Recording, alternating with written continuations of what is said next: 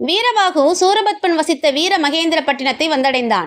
நகர எல்லைக்குள் நுழைந்த போது 4 திசை வாசல்களிலும் பலத்த பாதுகாப்பு இருப்பதை பார்த்தான். இத்தனையையும் மீறி நகருக்குள் செல்லும் வழியை ஆலோசித்தான். அப்போது தெற்கு வாசலை காவல் செய்த யானை முகம் கொண்ட கஜாமுகன் என்ற காவல்படை தலைவன் வீரபாகுவை பார்த்துவிட்டான். ஏய், நீ யார்? தேவர்களின் ஏவலாளி போல் தெரிகின்றாயே. பாதுகாப்பு மிக்க இந்த பட்டினத்திற்குள் எப்படி நுழைந்தாய்?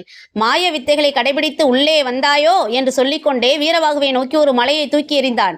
விஸ்வரூபம் எடுத்திருந்த வீரபாகுவின் மீது விழுந்த அந்த மலை நொறுங்கியது. பின்னர் அவன் 1000 ஆலமரங்களை பிடுங்கி மொத்தமாக சேர்த்து கட்டி வீரபாகு மீது வீசினான். அவற்றை வீரபாகு ஒரு அஸ்திரத்தை வீசி தூள் தூளாக்கி விட்டான். கோபம் தாளாத கஜாமுகன் 1000 மலைகளை பிடுங்கி அவன் மீது வீசினான். அதுவும் பலனளிக்கவில்லை. அவற்றை தூளாக்கிய வீரபாகு வலிமைமிக்க அஸ்திரம் ஒன்றை எய்து கஜாமுகனை காலால் எட்டி உதைத்தான். வலி தாங்காமல் புரண்ட கஜாமுகன் உயிரை இழந்தான். பின்னர் தனது உருவத்தை சுருக்கி நிஜ உருவம் எடுத்த வீரபாகு ஒரு கோபுரத்தின் மீது ஏறி மகேந்திரபுரியை நோட்டமிட்டான். மிக அற்புதமாக அமைக்கப்பட்டிருந்த அந்த நகரின் அழகு அவனை கவர்ந்தது.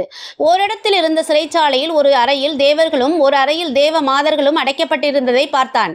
இவர்கள் சூரபத்மனால் தண்டிக்கப்பட்டவர்கள். தனக்கு பணியாத தேவர்களின் கைகளையும் கால்களையும் வெட்டினான் சூரபத்மன். அவை உடனே முளைத்து விட்டன. தேவர்கள் ஏற்கனவே அமிர்தம் பருகியவர்கள் என்பதால் இத்தகைய நிலை ஏற்பட்டது என்பதை புரிந்து கொண்ட சூரன் அங்கிருந்த சிறையில் அவர்களை அடைத்து விட்டான்.